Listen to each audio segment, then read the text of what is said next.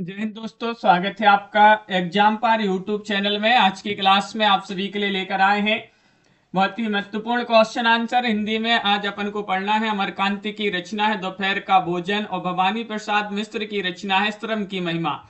इन दो रचनाओं से संबंधित महत्वपूर्ण क्वेश्चन आंसर आप सभी के लिए यहाँ पर लाए गए हैं, तो सभी लोग जल्दी से जुड़ जाइएगा क्योंकि रोज आप सभी के लिए क्लास लाई जाती है। सुबह 9:10 पर अपनी क्लास होती है जहां पर महत्वपूर्ण क्वेश्चन आंसर आप सभी के लिए करवाए जाते हैं। उससे पहले आप सभी के लिए बता दें कि अगर आपके लिए हिंदी साहित्य में 6000 वस्तुनिष्ठ प्रश्नोत्तर की पीडीएफ परचेस करना है, जो कि मात्र अभी आप सभी के लिए 150 रुपए में मिल जाएगी। हिंदी व्याकरण में अगर आपके लिए टॉपिक वाइज वस्तुनिष्ठ प्रश्नोत्तर की पीडीएफ मंगवाना है तो 100 रुपए मिल जाएगी। हिंदी के 215 कवियों और लेखकों और संपूर्ण जीवन परिचय वाली पीडीएफ भी 100 रुपए में। इस प्रकार ये तीनों पीडीएफ अभी आप सभी के लिए 250 रुपए में उपलब्ध है। 9399553966 पर आप संपर्क करिएगा, ये पीडीएफ आप सभी के लिए मिल जाएंगी। तो चलिए स्टार्ट करते हैं आज के इस महत्वपूर्ण क्लास को। आज पढ़ लेते हैं सबसे पहले दोपहर का भोजन किनकी रचना है, अमरकांति की रचना है। अब इसमें वस्तुनिष्ठ प्रश्न अपन रोज पढ़ते हैं, उसी तरह आज ही पढ़ेंगे, लेकिन उससे पहले आप सभी के लिए बता दें दोपहर का भोजन कहानी है, कहानी विधा की रचना है। इसमें कुल 5 पात्र हैं, जो कि इन पात्रों को आपके लिए थोड़ी सा याद रखना है। इनके नाम कौन कौन से वह 5 पात्र हैं, जिसमें सिद्धेश्वरी है, चंद्रिका प्रसाद है, रामचंद्र है, मोहन और प्रमोद हैं। सिद्धेश्वरी जो है इस कहानी की मुख्य पात्र मानी जाती है। तो ये जो है सिद्धेश्वरी, चंद्रिका प्रसाद, रामचंद्र, मोहन और प्रसाद, सिद्धेश्वरी इस कहानी की मुख्य पात्र हैं। तो चलिए आज का अपने यहाँ पर पहला क्वेश्चन क्या दिया, लेखक का जन्म स्थान चयन करना है। अब लेखक कौन है, दोपहर का भोजन के लेखक कौन है, तो दोपहर का भोजन अमरकांति की रचना है। अब इनका जन्म स्थान आप सभी के लिए बताना है, वाराणसी है, बलिया है, मथुरा है, कोयम्बटूर है।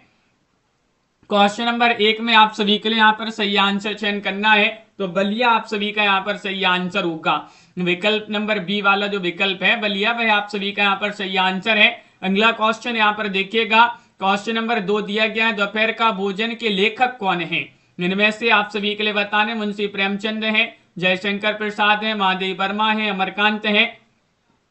क्वेश्चन नंबर 2 में आप सभी के लिए यहाँ पर सही आंसर बताने प्रिया जी, बिंदु जी, गायत्री जी। तो आप सभी का यहाँ पर सही आंसर अमरकांत है। अब भी बताया आप सभी के लिए अमरकांत की रचना है दोपहर का भोजन। विकल्प नंबर डी वाला विकल्प जो है वह आपका यहाँ पर सही आंसर होगा। क्वेश्चन नंबर 3 दिया गया है कि लेखक अमरकांत के जीवन मृत्यु का उचित विकल्प आपके लिए बताना है, यानी कि इनका जन्म कब हुआ है और इनका निधन कब हुआ है। क्वेश्चन नंबर 3 में आप सभी के लिए यहाँ पर बताना है कौन सा विकल्प आप सभी का यहाँ पर सही आंसर है। यहाँ पर चयन करना है 1819 से 1925, 1925 से 2014, या फिर 1874 से 1952, या 1915 से 1998। तो सही आंसर है, देखिए लेखक अमरकांत जी का जन्म 1925 में और निधन इनका हो गया था 2014 में। बी वाला विकल्प आप सभी का यहाँ पर सही आंसर है। विकल्प नंबर 2 जिन्होंने भी यहाँ पर चयन किया है सही आंसर होगा। आगे बढ़ते हैं, क्वेश्चन नंबर आप सभी का यहाँ पर दिया गया है 4 कि दोपहर का भोजन किस विधा की रचना मानी जाती है। दोपहर का भोजन ये किस विधा की रचना है, ये आप सभी के लिए यहाँ पर बताना है। उपन्यास है, नाटक है, कविता है, कहानी है। क्वेश्चन नंबर 4 में आप सभी के लिए यहाँ पर सही आंसर चयन करना है, दोपहर का भोजन किस विधा की रचना मानी जाती है। तो आप सभी का यहाँ पर सही आंसर एक कहानी विधा की रचना मानी जाती है। डी वाला विकल्प आप सभी का यहाँ पर सही आंसर होगा। विकल्प नंबर 4 जिन्होंने भी चयन किया, सोनू जी, हसन जी, आप सभी का यहाँ पर सही आंसर है कहानी है ये। क्वेश्चन नंबर आप सभी का यहाँ पर दिया गया है 5 कि पाठ में किस प्रकार के परिवार का वर्णन है। क्वेश्चन नंबर 5 में बताइए सामंती वर्ग के, ब्राह्मण, दलित, मध्यम वर्गीय, इनमें से आपके लिए बताना है इस पाठ में दोपहर का भोजन पाठ में किस प्रकार के परिवार का वर्णन है। कौन सा विकल्प यहाँ पर सही आंसर होगा क्वेश्चन नंबर 5 में, तो आप सभी का यहाँ पर सही आंसर है मध्यम वर्गीय परिवार का वर्णन मिलता है इसमें। तो डी वाला विकल्प आप सभी का यहाँ पर सही आंसर है। अगर एग्जाम में क्वेश्चन आएगा तो इस प्रकार नहीं आएगा, इस प्रकार पाठ में किस प्रकार के परिवार का वर्णन है, इस प्रकार नहीं आएगा, आप तो समझ ही नहीं पाओगे। उसमें आएगा कि दोपहर का भोजन पाठ या दोपहर का भोजन रचना में किस प्रकार के परिवार का वर्णन है? तो मध्यम वर्गीय। क्वेश्चन नंबर आप सभी का यहाँ पर देखिएगा रविंद्र जी, क्वेश्चन नंबर 6 यहाँ पर दिया गया है। क्या दिया गया है यहाँ पर देखते हैं। क्वेश्चन नंबर 6 है कि लेखक अमरकांत का वास्तविक नाम क्या है? लेखक अमरकांत जी जो है इनका वास्तविक नाम निर्मल वर्मा, गणेश राय, श्रीराम वर्मा, विमल वर्मा। क्वेश्चन नंबर 6 में आप सभी के लिए यहाँ पर सही आंसर चयन करना है। लेखक अमरकांत का वास्तविक नाम आप सभी के लिए यहाँ पर बताना है। तो आप सभी का सही आंसर है विकल्प नंबर सी वाला विकल्प सही आंसर है, श्रीराम वर्मा। इनका वास्तविक नाम क्या है? श्रीराम वर्मा माना जाता है इनका वास्तविक नाम। क्वेश्चन नंबर 7 यहाँ पर दिया है लेखक अमरकांत किस विचारधारा के कवि थे? ये प्रगतिशील, प्रयोगवाद, प्रगतिवाद, छायावाद। क्वेश्चन नंबर 7 में आप सभी के लिए यहाँ पर चयन करना है लेखक अमरकांत किस विचारधारा के कवि थे? तो 7 में आप सभी का यहाँ पर सही आंसर होगा यहाँ पर बिंदु जे विकल्प नंबर आप सभी का यहाँ पर ये वाला विकल्प सही आंसर है, प्रगतिशील। यहाँ पर जिन्होंने भी ये वाला विकल्प यहाँ पर चयन किया है प्रगतिशील, वह आप सभी का यहाँ पर सही आंसर है। अगला क्वेश्चन यहाँ पर देखिएगा, क्वेश्चन नंबर 8 दिया गया है कहानी का मुख्य पात्र कौन है? दिए गए विकल्पों में से आप सभी के लिए यहाँ पर चयन करना है। क्वेश्चन नंबर 8 में अब भी आप सभी के लिए बताया था, स्टार्ट में ही आप सभी के लिए जो है बता दिया था। कहानी के मुख्य पात्र मुंशी जी हैं, अमरकांत हैं, सिद्धेश्वरी हैं, रामचंद्र हैं। इनमें से आप सभी के लिए क्वेश्चन नंबर 8 में सही आंसर बताना है, कौन सा विकल्प आपका सही आंसर होगा। तो सिद्धेश्वरी जो है इस कहानी के मुख्य पात्र है। कौन सी कहानी? दोपहर का भोजन। विकल्प आप सभी का यहाँ पर सी वाला विकल्प सिद्धेश्वरी सही आंसर है। क्वेश्चन नंबर आप सभी का यहाँ पर 9 दिया गया है। 9वां क्वेश्चन यहाँ पर क्या है देखिएगा। क्वेश्चन नंबर 9 है कि पूरे परिवार को प्रेम के धागे में बांधकर कौन रखता है? क्वेश्चन नंबर 9 में आप सभी के लिए बताना है सिद्धेश्वरी, मुंशी जी, रामचंद्र या फिर अमरकांत जी। क्वेश्चन नंबर 9 में आप सभी लोग बताएंगे पूरे परिवार को प्रेम के धागे में बांधकर कौन रखता है? तो आप सभी का यहाँ पर सही आंसर क्या होगा ये यहाँ पर चयन करना है। क्वेश्चन महत्वपूर्ण दिया गया है। सिद्धेश्वरी जो है वही जो है पूरे परिवार को प्रेम के धागे में बांधकर रखती है। ये वाला विकल्प आप सभी का यहाँ पर सिद्धेश्वरी सही आंसर होगा। क्वेश्चन नंबर आप सभी का यहाँ पर देखिएगा क्या दिया गया है। 10वां क्वेश्चन यहाँ पर 10वां क्वेश्चन क्या है कि पानी लेकर गटगट चला गया, रेखांकित शब्द में कौन सा अलंकार होगा? यहाँ पर बताइए पानी लेकर गटगट गट चला गया, रेखांकित शब्द में अलंकार होगा, यमक होगा, अनुप्रास होगा, रूपक होगा, पुनरुक्ति होगा। ये जो पंक्ति है इसी कहानी की पंक्ति मानी गई है, इसी कहानी की पंक्ति है। इसमें आपके लिए अलंकार बताने कौन सा अलंकार होगा। यहाँ पर पानी लेकर गटगट चला गई लिखा है, चला गया नहीं, चला गई। रेखांकित शब्द में कौन सा अलंकार है? तो आप सभी का यहाँ पर सही आंसर है विकल्प नंबर डी पुनरुक्ति। पुनरुक्ति आप सभी का यहाँ पर सही आंसर होगा। डी वाला विकल्प जो है वह आप सभी का यहाँ पर सही आंसर होगा। अगला क्वेश्चन यहाँ पर देखिएगा, क्वेश्चन नंबर 11 यहाँ पर दिया गया है। 11 में आप सभी के लिए यहाँ पर बताने सिद्धेश्वरी के सबसे छोटे बेटे का क्या नाम है? क्वेश्चन नंबर 11 में आप सभी लोग यहाँ पर बताएंगे रामचंद्र, सियाराम, प्रमोद, रमेश। इनमें से आप सभी लोग बताइएगा क्या होगा आपका सही आंसर। सिद्धेश्वरी जो है सिद्धेश्वरी के सबसे छोटे बेटे का नाम क्या था? इनमें से आप सभी के लिए बताना है। सभी लोग एक बार शेयर कर दीजिएगा इस क्लास को ताकि सभी लोग जुड़ जाएं। महत्वपूर्ण क्वेश्चन है। और सिद्धेश्वरी के सबसे छोटे बेटे का नाम प्रमोद है। क्या है? प्रमोद था सबसे छोटे बेटे का नाम प्रमोद। सी वाला विकल्प आप सभी का यहाँ पर सही आंसर होगा। अगला क्वेश्चन यहाँ पर देखिएगा, क्वेश्चन नंबर आप सभी का यहाँ पर 12 दिया गया है। 12 में आप सभी के लिए यहाँ पर बताना है उसके गले तथा छाती की हड्डियां साफ दिखाई देती थी। से लेखक का कौन सा दृश्य उत्पन्न करना चाहता है? बीमारी, कुपोषण, गरीबी, संपन्नता। क्वेश्चन नंबर 12 में आप सभी के लिए यहाँ पर बताना है कौन सा विकल्प आप सभी का यहाँ पर सही आंसर है कि उसके गले और छाती की हड्डियां साफ दिखाई देती थी से लेखक कौन सा दृश्य यहाँ पर उत्पन्न करना चाहता है। तो आप सभी का यहाँ पर सही आंसर होगा गरीबी का दृश्य जो है उत्पन्न करना चाहता है। विकल्प आप सभी का यहाँ पर क्या होगा सही आंसर, सी वाला विकल्प आप सभी का यहाँ पर सही आंसर है गरीबी। अगला क्वेश्चन यहाँ पर देखिएगा सीताराम जी, क्वेश्चन नंबर आप सभी का यहाँ पर 13वां क्वेश्चन दिया गया है। कहानी का सारा घटनाक्रम किस समय के इर्द गिर्द टिका है? दोपहर का भोजन या फिर सुबह का भोजन, परिवार के साथ या फिर रात के समय। क्वेश्चन नंबर 13 में आप सभी के लिए यहाँ पर बताना है कौन सा विकल्प आप सभी का यहाँ पर सही आंसर है। कहानी का सारा घटनाक्रम किस समय के इर्द गिर्द टिका है? तो इनमें से आप सभी का यहाँ पर सही आंसर होगा क्वेश्चन नंबर 13 में आप सभी का यहाँ पर विकल्प नंबर 1 सही आंसर है दोपहर का भोजन। विकल्प नंबर आप सभी का यहाँ पर ये वाला जो विकल्प है वह आप सभी का यहाँ पर सही आंसर होगा दोपहर का भोजन। अगला क्वेश्चन यहाँ पर देखिएगा 14वां क्वेश्चन यहाँ पर दिया गया है। यहाँ पर ये रहा क्वेश्चन नंबर 14। उसके फटे पुरानी जूतों पर गर्द जमी हुई थी, शब्दों से क्या संकेत मिलता है? दिए गए विकल्पों में से सबसे उचित विकल्प आप सभी के लिए बताएं। जूतों का गंदा होना या घर में गरीबी होना या जूते का फटा होना या उपयुक्त सभी। क्वेश्चन नंबर आप सभी के लिए यहाँ पर 14 में सही आंसर चयन करना है। क्या होगा सही आंसर? दिए गए विकल्पों में से सही आंसर बताना। उसके फटे पुरानी जूतों पर गर्द जमी हुई थी, इन शब्दों से क्या संकेत है कि घर में गरीबी होना। विकल्प नंबर बी वाला विकल्प आप सभी का यहाँ पर सही आंसर है घर में गरीबी होना। अगला क्वेश्चन यहाँ पर देखिएगा क्वेश्चन नंबर 15 क्या दिया गया है। 15 में आप सभी के लिए बताना है रामचंद्र घर का लड़का था, मंझला था, छोटा था, बड़ा था या फिर कमाऊ लड़का था। 15 में आप सभी लोग यहाँ पर चयन करिएगा। रामचंद्र घर का लड़का था।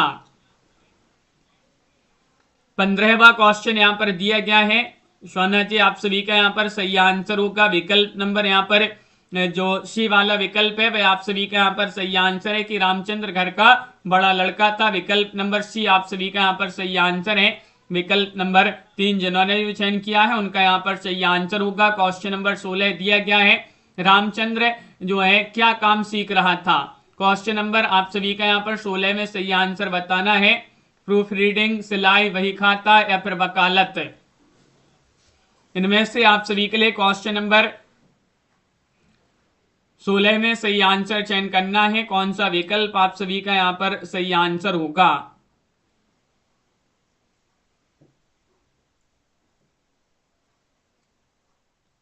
तो आप सभी का यहाँ पर सही आंसर है प्रूफ रीडिंग। आप सभी का यहाँ पर सही आंसर है। ये वाला जो विकल्प है वह आप सभी का यहाँ पर सही आंसर होगा। प्रूफ रीडिंग आप सभी का यहाँ पर सही आंसर है। प्रूफ रीडिंग यानी कि किसी भी दस्तावेज में जो त्रुटियां रहती हैं, जो गलती रहती हैं, उसको जो है पहचान कर ठीक करना क्या कहलाता है? प्रूफ रीडिंग कहलाता है। अगला क्वेश्चन यहाँ पर क्या दिया गया है? क्वेश्चन नंबर आप सभी का यहाँ पर 17वां क्वेश्चन है। देखिएगा क्वेश्चन नंबर 17 में क्या दिया गया है। 17 में आप सभी के लिए यहाँ पर चयन करना है। सिद्धेश्वरी के मंझले लड़के का नाम क्या था? क्वेश्चन नंबर 17 में आप सभी के लिए यहाँ पर बताना है कौन सा विकल्प आप सभी का यहाँ पर सही आंसर है। इनमें से चयन करिएगा कौन सा विकल्प आपका यहाँ पर सही आंसर है। कि सिद्धेश्वरी के मंझले लड़के का नाम क्या था? राकेश, सुदर्शन, रामचंद्र, मोहन। तो 17 में आप सभी का यहाँ पर सही आंसर होगा डी वाला विकल्प मोहन। मोहन आप सभी का यहाँ पर सही आंसर है। डी वाला विकल्प जिन्होंने भी चयन किया है मोहन, उनका यहाँ पर सही आंसर होगा। अगला क्वेश्चन यहाँ पर देखिएगा। क्वेश्चन नंबर आप सभी का यहाँ पर 18 दिया गया है। सिद्धेश्वरी पीठ पीछे एक दूसरे की बड़ाई क्यों किया करती थी? बताइएगा। सबको प्रेम के धागे में बांधे रखने के लिए, सिद्धेश्वरी की पुरानी आदत थी, चापलूसी करने के लिए या बच्चों को पिटाई से बचाने के लिए। क्वेश्चन नंबर 18 में आप सभी के लिए यहाँ पर चयन करना है। सिद्धेश्वरी पीठ पीछे एक दूसरे की बड़ाई क्यों किया करती थी? तो आप सभी का यहाँ पर क्वेश्चन नंबर 18 में सही आंसर क्या होगा ये बताना है। तो आपका यहाँ पर सही आंसर है सबको प्रेम के धागे में बांधे रखने के लिए। ये वाला विकल्प आप सभी का यहाँ पर सही आंसर होगा। क्वेश्चन नंबर यहाँ पर देखिएगा। यहाँ पर 19वां क्वेश्चन दिया गया है।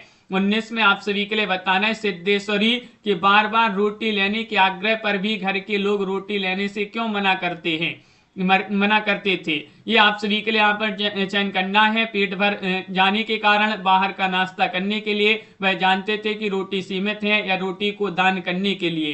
क्वेश्चन नंबर 19 में आप सभी के लिए यहाँ पर बताना है कि सिद्धेश्वरी के बार बार रोटी लेने के आग्रह पर भी घर के लोग रोटी लेने से क्यों मना करते थे। तो आप सभी का यहाँ पर सही आंसर है 19 में, वह जानते थे कि रोटी सीमित है। तो विकल्प नंबर आप सभी का यहाँ पर सी वाला जो विकल्प है वह आप सभी का यहाँ पर सही आंसर होगा।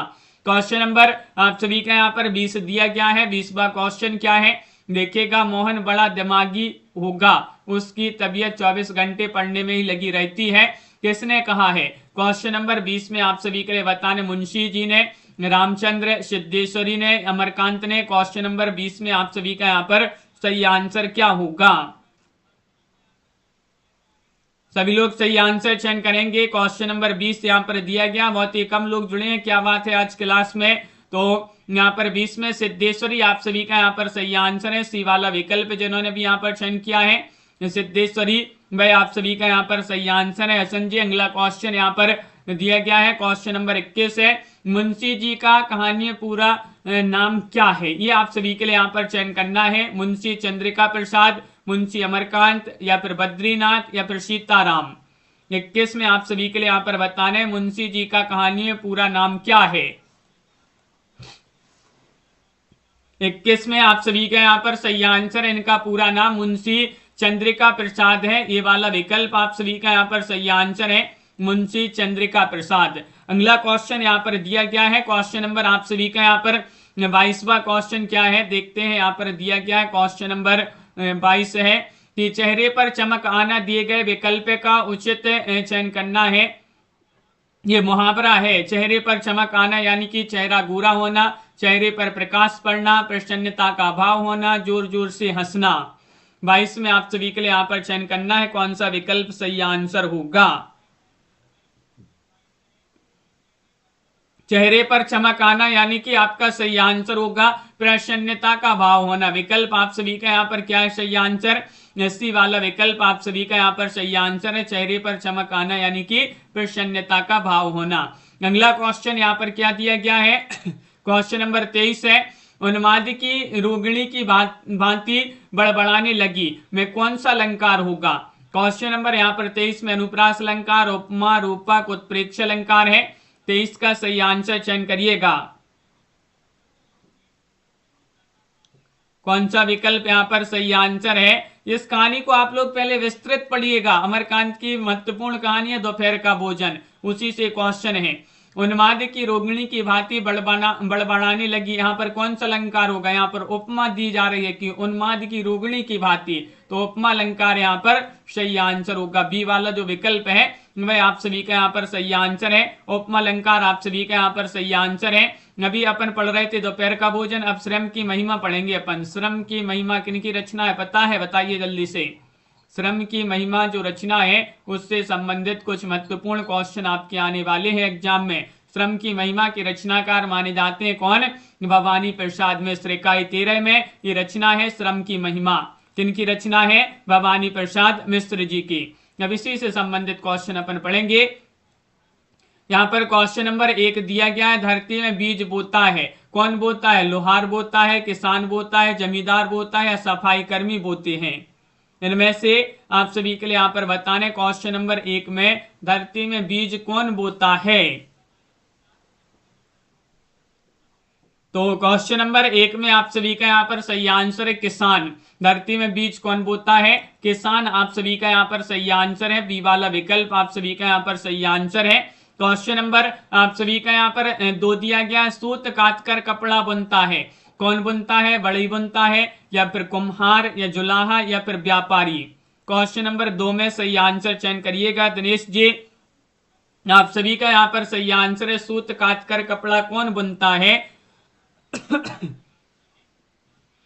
तो इनमें से आप सभी का यहाँ पर सही आंसर है विकल्प नंबर सी वाला विकल्प आप सभी का यहाँ पर सही आंसर है, जुलाहा। सूत काटकर कपड़ा कौन बुनता है, जुलाहा आप सभी का यहाँ पर सही आंसर। विकल्प नंबर सी वाला विकल्प जिन्होंने भी यहाँ पर चयन किया है उनका यहाँ पर सही आंसर होगा। अगला क्वेश्चन यहाँ पर देखिएगा, क्वेश्चन नंबर आप सभी का यहाँ पर दिया गया है 3। क्वेश्चन नंबर 3 में आपके लिए बताने बापूजी से मिलने पहुंचे। कौन मिलने पहुंचा था बापूजी से?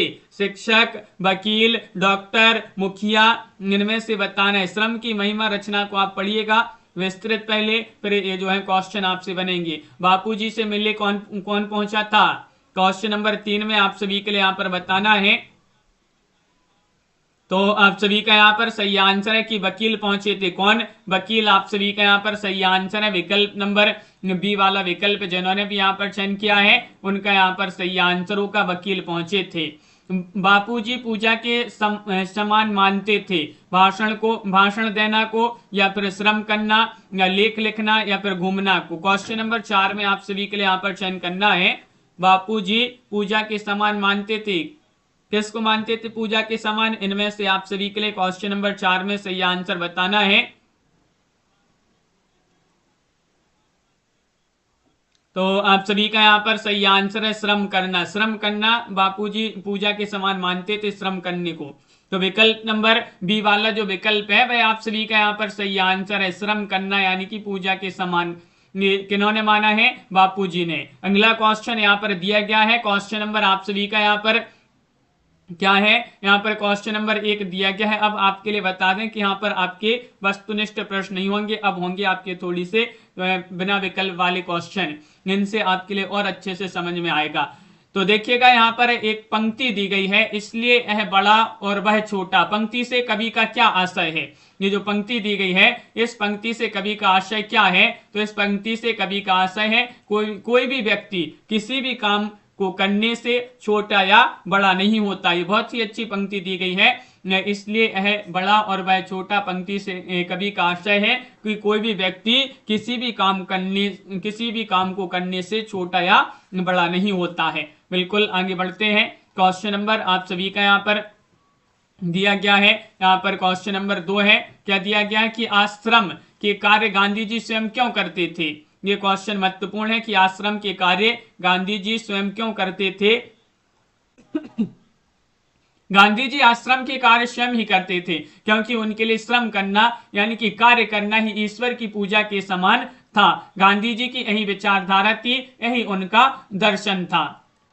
तब भी पढ़ा था अपन ने कि आश्रम के कार्य गांधी जी स्वयं क्यों करते थे। तो आश्रम के कार्य स्वयं गांधी जी इसलिए करते थे क्योंकि उनके लिए श्रम करना यानी कि कार्य करना ही क्या है? ईश्वर की पूजा करने के समान था। चाहे वह श्रम करें या कार्य करें और चाहे ईश्वर की पूजा करें, वह जो है उसी को समान मानते थे। और गांधी जी की यही विचारधारा थी और यही उनका दर्शन था। आगे बढ़ते हैं। क्वेश्चन आप सभी का यहाँ पर और भी दिए गए हैं जिसमें आपके महत्वपूर्ण क्वेश्चन है। देखिएगा क्या दिया गया है। ये रहा क्वेश्चन नंबर आप सभी का यहाँ पर 3। ऐसे थे गांधी जी। संबोधन में कवि का संकेत क्या है? तो इन्होंने जो है कवि ने गांधी जी के बारे में बताया है। ऐसे थे गांधी जी संबोधन में कवि का संकेत है। क्या है? ऐसे थे गांधी जी संबोधन में कवि का संकेत इस बात की ओर है कि श्रम को ही गांधी जी ईश्वर मानते थे। कर्म करना ईश्वर की पूजा करना ही है। वे आश्रम के हर कार्य को, चाहे वह सूत काटना हो, अनाज से कंकड़ अलग करना हो, कपास को धुलना हो, चक्की पीसना हो, कपड़ा बुनना हो, स्वयं जो है सभी कार्य स्वयं किया करते थे। इसलिए जो है ऐसे थे गांधी जी संबोधन ने कवि ने जो है इन और वस्तुनिष्ठ प्रश्न भी करवाते हैं सोनू जी। तो इस ओर जो है इन्होंने संकेत दिया है। कैसे थे गांधी जी? गांधी जी जो है श्रम को ही गांधी ईश्वर जो है मानते थे। वे कर्म करना, ईश्वर की पूजा करना, जो है कर्म करना ही जो है ईश्वर की पूजा करना एक समान मानते थे। वे आश्रम के हर कार्य, चाहे वह सूत काटना हो, अनाज से कंकड़ निकालना हो, कपास धुलना हो, चक्की पीसना हो, कपड़ा बुनना हो, सभी कार्य जो है वह स्वयं ही किया करते थे। क्वेश्चन नंबर आप सभी का यहाँ पर 4 दिया गया है। गांधी जी ने सेवा के काम को ईश्वरीय कार्य क्यों माना है? अगर क्वेश्चन पूछा जाए गांधी जी ने सेवा के काम को ही ईश्वरीय कार्य क्यों माना है, तो काम करने के पीछे जो भावना है वह सेवा की है। सेवा किसी भी जीव की क्यों ना हो, वह तो सेवा का कार्य है। सेवा में समर्पण, त्याग, निष्ठा का भाव होता है, इसलिए सेवा का कार्य ईश्वरीय माना गया है। तो यहाँ पर आप सभी के लिए याद रखना, सेवा का कार्य क्या माना गया है अगर पूछा जाए तो ईश्वरीय माना गया है। और यहाँ पर देखिएगा, गांधी जी ने सेवा के काम को ईश्वरीय कार्य क्यों कहा है, क्यों माना है? काम करने के पीछे जो भावना है वह सेवा की है। अगर पूछा जाए कि इस कहानी में काम करने की भावना जो है वह कौन सी भावना है, तो सेवा की भावना है। किसी भी जीव की सेवा ही क्यों ना हो, वह तो सेवा का कार्य है। सेवा में समर्पण, त्याग, निष्ठा का अनुभव होता है। अगर पूछा जाए सेवा में किसका भाव होता है, सेवा में समर्पण में, सेवा में जो है किसका भाव होता है, तो सेवा में समर्पण, त्याग, निष्ठा जो है आदि भाव होते हैं। आगे बढ़ते हैं, देखिएगा क्या दिया गया है। क्वेश्चन नंबर आप सभी का यहाँ पर 5 है। इस कविता से आपको क्या सीख मिलती है? श्रम की महिमा कविता जो है भवानी प्रसाद मिश्र की कविता है, और इस कविता से हमें क्या सीख मिलती है? तो इस कविता में इनसे हमें यह सीख मिलती है कि हमें अपने सभी कार्य अपने हाथ से करना चाहिए। काम करने से कोई भी व्यक्ति ऊंचा नीचा तथा छोटा बड़ा नहीं होता है।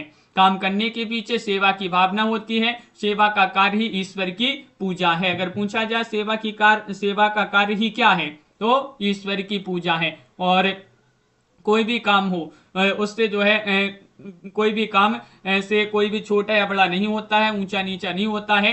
काम करने के पीछे क्या होती है? सेवा की भावना होती है। तो ये जो है इस कविता से हमें यही शिक्षा मिलती है कि हमें अपने सभी कार्य अपने हाथ से करना चाहिए। काम करने से कोई व्यक्ति ऊंचा नीचा छोटा बड़ा नहीं होता है। काम करने के पीछे सेवा की भावना होती है, और सेवा का कार्य ईश्वर की क्या है? पूजा है। उपेंद्र जी, सोनू जी आगे बढ़ते हैं। संजय, क्वेश्चन नंबर आप सभी का यहाँ पर अगला क्या दिया गया है? गांधी जी छोटे से छोटे कार्य को महत्व क्यों देते थे?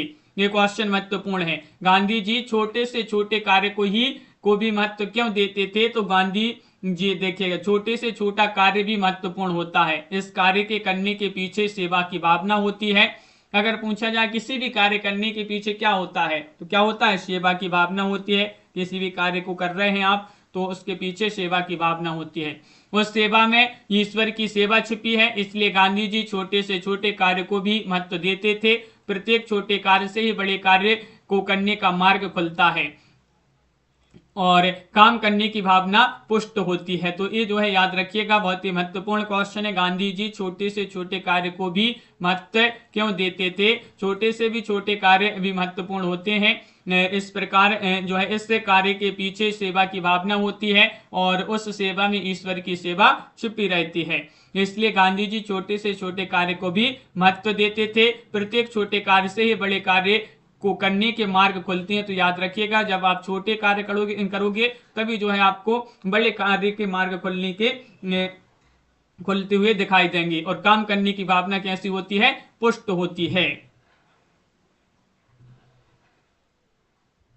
हाँ, तो इस प्रकार जो है यहाँ पर ये जो है छोटे छोटे कार्यों को महत्व देते थे। कौन? गांधी जी।